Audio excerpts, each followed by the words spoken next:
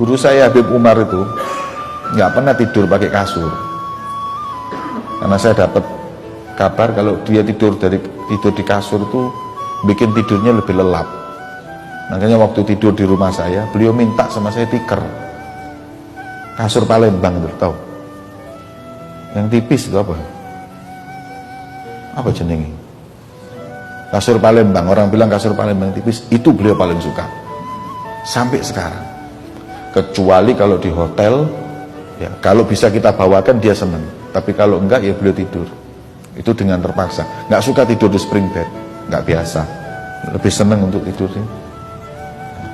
Ya gitu juga tidurnya Habib Umar itu di mobil, di pesawat itu tidur. Nah, di pesawat aja kadang-kadang kitab dibaca. Saya kalau pernah menemani Habib Umar naik pesawat 9 jam lebih pesawatnya, itu beliau di tengah di pesawat itu ya, isinya muridnya gantian baca kitab, dia dengarkan. Nanti kadang kalau sudah tidur yang baca kitab berhenti, jadi nina bubu itu maca kitab. Jadi baca kitab sering, saya tidak sekali 2 kali, sering tidur gitu. Saya pernah waktu itu perjalanan lama dari Yordan kemudian ke Indonesia. Perjalanan itu malam, beliau duduk, semua duduk, zikir, wirid. Setelah itu semuanya tidur, ditutup semua, pesawat ditutup semua, selimut. Ya. Subuh-subuh ada orang azan di dalam pesawat. Allahu Akbar, Allahu Akbar. Saya ngelilir ya, iki pesawat apa masjid, apa aku turun di langgar ini. Saya ngelilir. Kemudian sadar, saya lihat Habib Umar lagi azan di pesawat. Azan, hadirin, ngadeg azan. Padahal di situ ada bule, ada bus, gak ngurus wis. Ya. Kemudian beliau wudhu, sholat. Habis sholat, wirid, habis isyraq tidur lagi. Memang waktunya itu makmur, tidak kosong dari hal yang nggak manfaat, ibadah toh. Pernah naik pesawat pribadi, tanya, ini perjalanan berapa? 1,5 jam. Duduk sama anaknya, semaan Quran, podo hafal Quran berarti.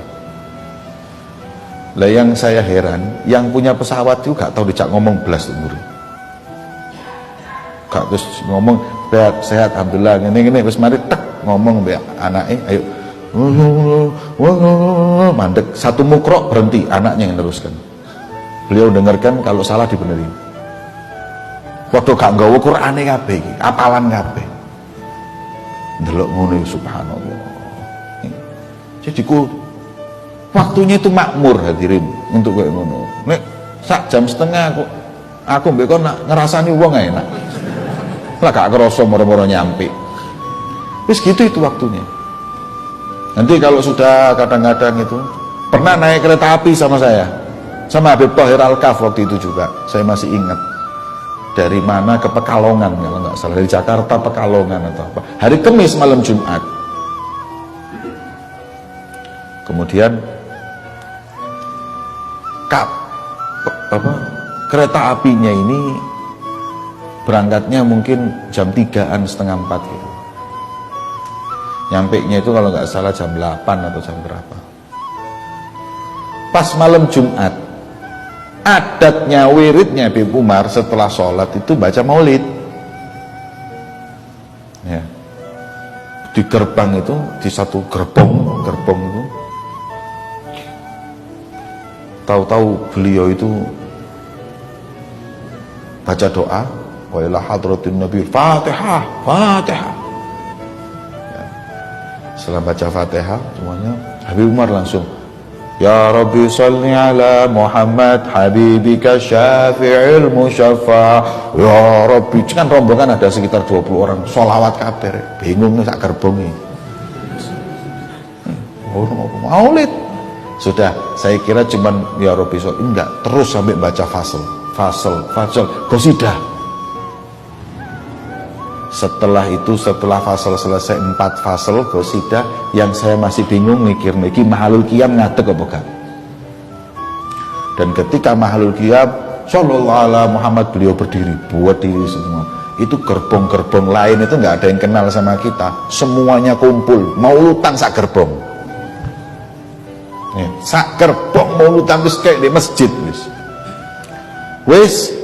Setelah maulid selesai, kalau di Darul Mustafa biasanya setelah maulid ceramah, beliau setelah qiyam nyuruh Habib Thahir Al-Kaf untuk ceramah. Beb, bicara Habib Thahir, Beb, iki sepur loh Beb, ceramah Habib Thahir. Nah, saya masih ingat itu ceramahnya beliau, subhanallah, memuji ketika itu. Saya belum pernah di kereta api sholawat seperti ini, maulutan seperti ini. Inilah orang mukmin, kata beliau, harus bangga dengan ibadahnya, dengan adatnya, dengan kebiasaannya. Kita kan malu sholawatan ngono, isin gak delok wong rek. Dia nggak malu, dia bangga. Ini ceramahnya Habib Thahir ketika itu seperti itu. Terus yang lain disuruh ceramah gantian. Setelah itu terus baca doa. Haimar nggak ceramah, baca doa, selesai.